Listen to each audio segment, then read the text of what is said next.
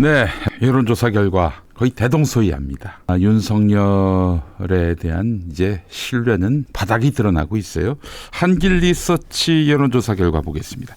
윤석열에 대한 긍정평가, 국정운영 긍정평가가 27.7%. 네, 30%가 넘는 여론조사 이제 거의 찾아보기 힘들죠. 자, 부정평가는 67.1%였습니다. 그런데 이 부정평가 싸잡아서 67.1인데 다소 잘못함이 7.9%, 매우 잘못함이 59.2%. 지난번보다 1.2%포인트 상승했습니다. 여러분, 매우 잘못함에 우리가 주목해야 합니다. 긍정평가가 30이 넘냐 20이 넘냐 이게 중요한 게 아니라 잘못하고 있다는 부정평가 중에서 매우 잘못함이 얼마나 되는지를 봐야 되는데 60%에 이르고 있어요. 이 정도면은 탄핵해야 하느냐라는 질문에 대한 답이라고 봐야 됩니다. 매우 잘못함 59.2%는 그래 탄핵해 불필요해 바꿔야 돼 이게 59.2%라고 봐도 무리는 아닙니다. 더 이상 기대할 게 없다는 거죠. 자, 더 주목할 부분은요. 윤석열에게 있어서 콘크리트 지지층이라고 불리는 이들, 고령층, TK 모두 바닥세입니다. 60대의 지지세는 긍정 26.3, 부정이 68.8. 예, 60대는 지금 평균 민심하고 거의 같아요. 70대는 어떻습니까? 이게 사실은 긍정이 다소 많았는데 긍정평가가 41.7, 부정평가 47.3으로 나왔습니다. 놀라운 일입니다. 예, 영남도 말이죠. 부산, 울산, 경남은 물론이고 대구, 경북조차도 지금 부정평가가 더 많습니다. 부산, 울산, 경남은 아예 수도권과 거의 일치되고요. TK와 70대 이상 정도인데 이들도 등을 돌렸다는 얘기입니다. 어떻게 이런 일이 발생할 수 있을까? 나라를 팔아먹어도 국민의힘 지지하겠다던 그들인데, 자, 그래서 이를 심리적인 탄핵 상태라고들 이야기합니다. 심리적 탄핵 상태가 되면 어떻게 되느냐? 공무원들이 말을 듣지 않습니다. 그러니까 공무원들이 하는 일은 하겠죠. 그러나 권력이 압박을 가해서 너 이거 해, 안 하면 혼나? 이래도 먹히지 않는다는 거예요. 그러니까 이 정권이 오래 못 간다는 판단이 서면요, 정권이 다른 당으로 넘어가 보세요. 그때 가서 자기는 이제 수사 대상이 되는 거고 처벌, 징계 대상이 된단 말이죠. 움직이지 않아요. 뭘 어떻게 하려고 해도 이게 공무원 사회에 내려가질 않습니다. 실행되지 않아요. 우리나라 공무원들의 진기명기가 뭔지 아십니까? 예, 진기명기. 정말 세계가 놀라는 우리 한국 공무원들의 진기명기가 있어요. 그게 뭐냐? 뭐라고 표현을 해야 되나? 안 해도 한 것 같고 해도 안 한 것 같은. 예, 그게 한국 공무원들의 진기명기예요. 예, 여러분, 이거 진짜 아무나 할 수 없는 겁니다. 뭘 지시했는데 안 했어. 근데 한 것처럼 보여. 또 뭐 지시를 했어. 안 해야 하는데 안 한 것 같은데 했어. 이게 바로 한국 공무원들의 진기명기라는 것이죠. 윤석열은 아무것도 못해요 이제. 자, 그런 차원에서 보자면은 이제 마지막까지 그래도 윤석열의 말빨이 먹히는 검찰도 이제 서서히 윤석열의 영향력 밖으로 벗어나고 있다. 이게 감지되는 것이 바로 최재형 목사에 대한 수사심의위원회가 열리게 됐다는 점 아니겠습니까? 만약에 그래서 김건희 불기소가 결정되지 못하고 장기화된다.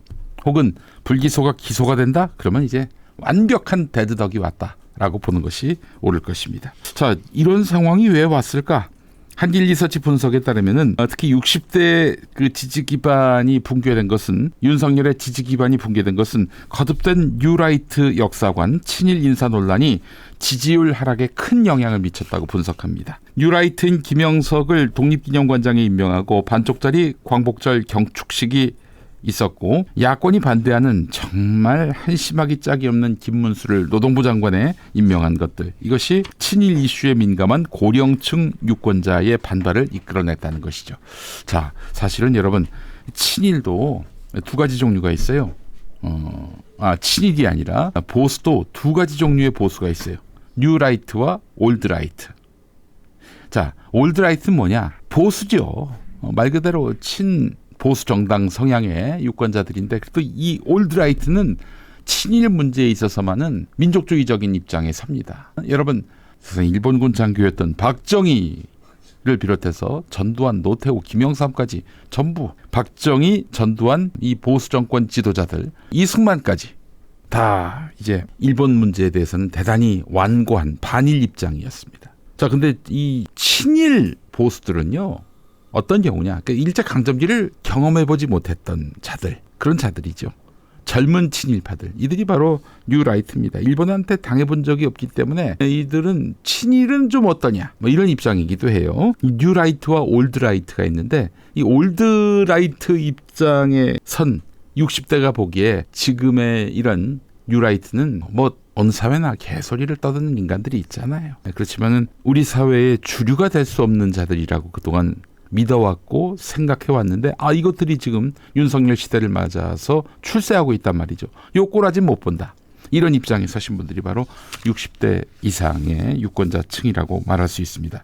지금 윤석열이가 이거에 대해서 뭐 제동을 건다든지 혹은 뭐 움찔한다든지 이런 게 없어요. 거침없습니다. 그러니까 지지율은 더 떨어질 수밖에 없는 것이고, 요거 회복되기 쉽지 않을 거예요. 친일 논란 대단히 중요한 변수가 되고 있습니다. 중요한 원인이 되고 있습니다. 게다가 경제 상황은 어려워지고 의료 대란 위기, 이거 간과할 수가 없는 겁니다. 사실 60대 이상은 아직은 생산활동이 가능한 그런 분들 아니겠습니까? 이런 분들과 달리 70대는 이 전쟁을 경험했던 세대기도 하고, 그래서 이분들은 뭐 친일이든 반일이든 여하간 지금 이 좌파들, 빨갱이들, 이들의 소동을 두고만 볼 수 없다.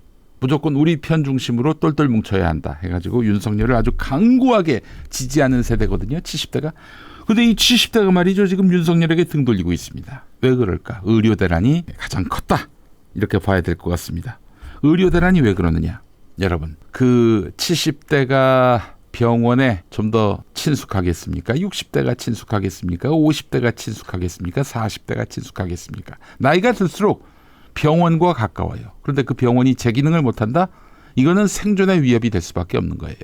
야, 저도 말이죠, 20대, 30대 때 그 한 40대 후반부터 50대, 60대들이 건강식품 찾고 건강에 관심 갖는 거 솔직히 좀 속으로 비웃었어요. 너무 죄송합니다만은. 야, 건강 걱정을 하냐? 걱정할 게 얼마나 많은데, 그런 생각을 가졌는데, 제가 이 40대 말을 지나서 50대가 돼 보니까 그 마음을 이제 알겠는 거야. 그래도 뭐 아직은 건강기능식품 먹는 정도인데, 야, 근데 말이죠, 70대 분들은 병원 없으면 살 수가 없는 거야. 근데 병원이 지금 완전히 망가지고 있고, 의료민 영화 얘기 나오면 더 암담합니다. 이런 와중에 윤석열은 뭐 여론 눈치 같은 건 일도 보지 않고 그냥 자기 진도대로 나가고 있는 거 아니에요? 이런 것들을 감안해 볼 때 지지할 수 없다, 이런 입장입니다. 70대도 지금 지지가 반대보다도 적은 그런 상황이 됐다는 것은, 이거는 윤석열에게 대단히 치명적입니다. 자, 의료 대란, 이 문제는 70대에게 아주 큰 여파를 미쳤고, 친일 뉴라이트 역사관 또 그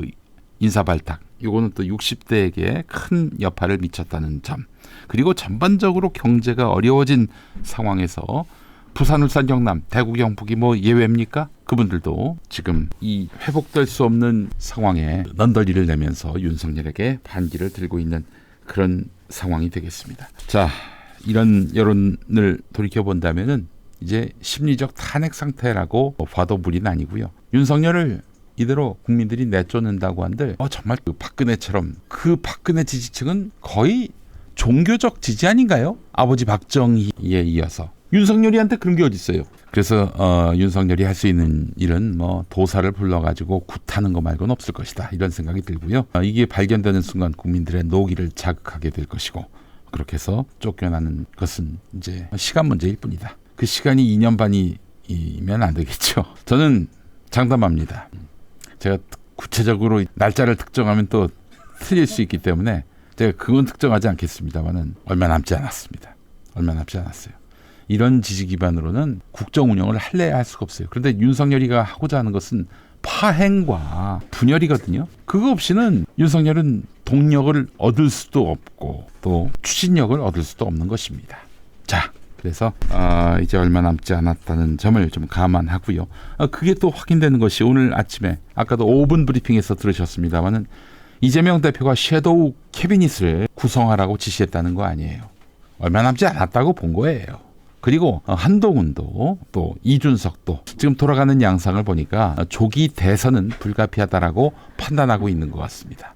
제 말이 맞는지 틀리는지 한번 지켜보시죠. 자, 추석 전에 뭔가 센 거 하나 나옵니다. 그거 하나는 제가 예측을 해드릴 수가 있어요.